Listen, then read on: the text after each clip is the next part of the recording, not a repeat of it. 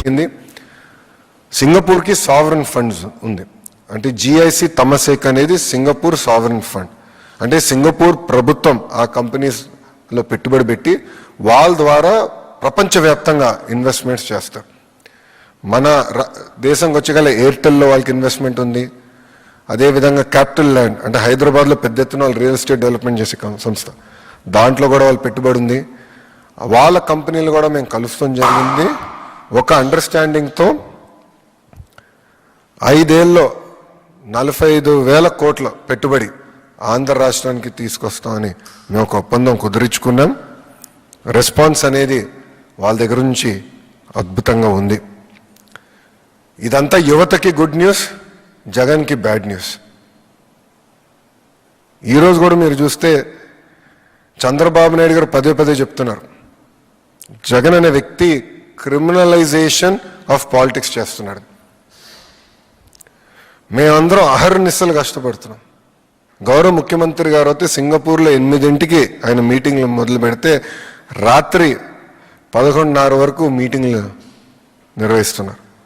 అంటే ఆంధ్ర రాష్ట్రానికి పెట్టుబడులు తీసుకురావాలి, యువతకి ఉద్యోగాలు ఉపాధి తీసుకురావాలని ఆయన అహర్నిశలు కష్టపడుతున్నారు. ఆయన అంత కష్టపడుతుంటే మేము కనీసం ఇంకో గంట ఎక్కువ కష్టపడాలని మేమందరం పరిగెడుతున్నాం. గౌరవ ముఖ్యమంత్రి గారితో పోటీ పడాలని ప్రతి మంత్రి మేము పరిగెత్తాం. ఇదంతా జరుగుతున్న సమయంలో ఒక వ్యక్తి, మురళీకృష్ణ అని ఒక వ్యక్తి సింగపూర్ ప్రభుత్వానికి ఈమెయిల్ పంపించాడు. అక్కడున్న మంత్రులందరికీ, అధికారులందరికీ, సింగపూర్ హై కమిషనర్తో సహా ఆ వ్యక్తి ఈమెయిల్ పంపించాడు. ఆంధ్ర రాష్ట్రంలో అన్స్టేబుల్ గవర్నమెంట్ ఉంది, రేపో మాపో ప్రభుత్వం మారిపోతుంది, మీరు ఆంధ్ర రాష్ట్రంతో ఒప్పందాలు చేసుకోవద్దు అని క్లియర్గా అతను చెప్పారు.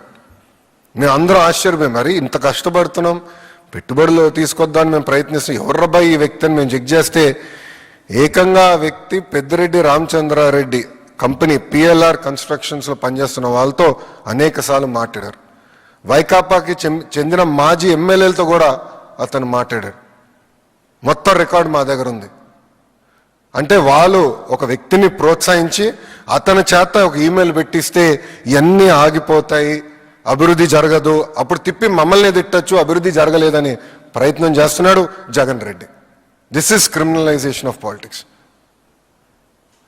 టీసీఎస్ లాంటి సంస్థకి మేము 99 పైసల్లో భూమి ఇస్తే ఎందుకండి వీళ్ళకి అంత ఏడుపు?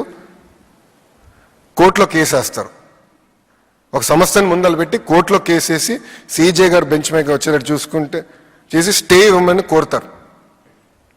సీజే గారు అక్షంతలు వేసి, అవును తప్పేంటి, టీసీఎస్కి ఇస్తే తప్పేంటి, మీకెందుకు ఇబ్బంది, ఉద్యోగాలు వస్తున్నాయి మీకేంటని చెప్పి పక్కన పడేశారు.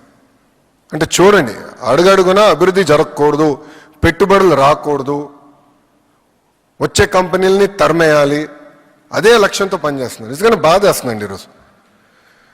ఎందుకంటే సింగపూర్ ప్రభుత్వంలో పనిచేస్తున్న అధికారులు ఒక మాట చెప్పారు. చెన్నైలో ఒక కంపెనీ, సింగపూర్ కంపెనీకి ఏదో ఇబ్బంది వస్తే డిఎంకే, ఏఐడిఎంకే ఎంపీలు అందరూ కలిసికట్టుగా వెళ్ళి సింగపూర్ హై కమిషనర్ గారిని కలిశారు. సింగపూర్ అంటే భారతదేశంలో సింగపూర్ అధికారులను కలిసి ఇది ఉంది, ఈ సమస్య ఉందని చెప్పారంట. ఆయన ఆశ్చర్యపోయారు, అరే మీరు ఇద్దరు ఎప్పుడు కొట్టుకుంటారు కదా, ఇప్పుడు ఇద్దరు కలిసికట్టుగా వచ్చి ఏంటి మమ్మల్ని కలిశారంటే వాళ్ళు ఒక మాట చెప్పారండి, సార్ చెన్నై వరకు మేము కొట్టుకుంటాం సార్, చెన్నై దాటి వచ్చిన తర్వాత మేము తమిళనాడు సార్, తమిళనాడు మేము రాష్ట్రం కోసం మేము కలిసికట్టుగా పనిచేస్తాం, మాకు ఎలాంటి విభేదాలు లేవు, ఈ సమస్య మీరు పరిష్కరించండి అని చెప్పారు. కానీ ఈరోజు చూడండి, ప్రభుత్వం ఇంత కష్టపడుతుంటే, పెట్టుబడులు తీసుకొచ్చడానికి అహర్నిశలు ప్రయత్నిస్తుంటే, వీళ్ళు ఇట్లా ఈమెయిల్స్ రాయించి ఏకంగా కోర్టుకి వెళ్తే ఇంకెక్కడ పోతాండి. మనం బాండ్స్ కూడా రేజ్ చేశాం. ఆర్బీఐ దగ్గర నుంచి అందరి వరకు వీళ్ళు ఈమెయిల్స్ రాశారు. అంటే రాష్ట్రం ముందరికి వెళ్ళకూడదు, ఎట్టి వరుస ఆపేయాలి, వాళ్ళు చేయరు, చేసేవాళ్ళని చేయనీయకుండా ప్రయత్నిస్తున్నారు. ఇది ప్రజలందరూ గమనించాలి. ఎందుకంటే దీనివల్ల తీవ్రంగా నష్టపోయేది ఎవరండి? ఆంధ్ర రాష్ట్రం. ఎవరు బ్రాండ్ పోతుంది? ఆంధ్ర రాష్ట్రం బ్రాండ్ పోతుందండి. చాలా బాధ వేస్తున్నా ఈమెయిల్స్ అని చదువుతుంటే. ఒక్కసారి కానీ బ్రాండ్ పోతే ఎందుకు వస్తాడు పెట్టుబడులు పెట్టేదాకా రాష్ట్రానికి? ఎవరన్నా ఒక ప్రాజెక్ట్ వెనక్కి రేపు ఎవడొస్తాడండి? నమ్మకంతో ఎందుకు ముందరికి వస్తాడు? ఈరోజు బాబు గారి పేరు చెప్పుకుని మేము తలుపులు తెరుస్తున్నాం. ఆయన ముఖ్యమంత్రిగా ఉన్నారు కనుక అందరు తిరిగి మళ్ళీ వస్తున్నారు ఆంధ్ర రాష్ట్రానికి. ఇతర దేశం మంత్రులు వస్తున్నారు ఆంధ్ర రాష్ట్రానికి చర్చించడానికి. మొన్నైతే యుఏఈ మినిస్టర్ గారు ఫస్ట్ విజయవాడకు వచ్చి ఇక్కడ ప్రోగ్రామ్ చేసిన తర్వాతనే పక్క రాష్ట్రాలకు వెళ్ళారు ఆయన. అంటే అంత కమిట్మెంట్తో మేము పనిచేస్తుంటే వైకాపా వాళ్ళు ఇది చేస్తున్నారు. దీనివల్ల ఒక ఆంధ్ర రాష్ట్రం నష్టపోతుంది, ఆ దేశంలో ఉంటున్న తెలుగు వాళ్ళు కూడా నష్టపోతున్నారు. ఎందుకంటే వాళ్ళ రెప్యుటేషన్ కూడా పోతుంది. ఏంటిది, ఏ రాష్ట్రంలో లేదు, ఏంటిది, ఎందుకు ఇట్లా జరుగుతుందని వాళ్ళు తిప్పి మమ్మల్ని ప్రశ్నిస్తున్నారు. దీంతోపాటు మొన్న చాలా అద్భుతంగా తెలుగు వాళ్ళు అక్కడ మాకు ఘన స్వాగతం పలికారు. మాకు తెలిసినంత వరకు సింగపూర్ చరిత్రలో ఎప్పుడు జరిగిన విధంగా 2000 మంది తెలుగు వాళ్ళు ఏకంగా ప్రోగ్రాంకి వచ్చారు. డయాస్పోరా మీటింగ్ జరిగింది. గౌరవ ముఖ్యమంత్రి గారు సుమారుగా 1:45 ఓపిక్గా నుంచి ప్రతి వ్యక్తితో ఫోటో దిగిన తర్వాతనే మళ్ళీ తిరిగి ఆయన మీటింగ్లు కూడా వెళ్తాం జరిగింది. సో కమిట్మెంట్తో మేము వెళ్ళాం. ప్రోగ్రాం అద్భుతంగా జరిగింది. రాబోయే రోజుల్లో పెద్ద ఎత్తున అనౌన్స్మెంట్స్ కూడా ఆంధ్ర రాష్ట్రానికి వస్తాయి. మీరందరూ చూస్తున్నారు, మేము ఎంఓఏలు చేయట్లే, డైరెక్ట్ ఎగ్జిక్యూషన్లోకే వెళ్తున్నాం.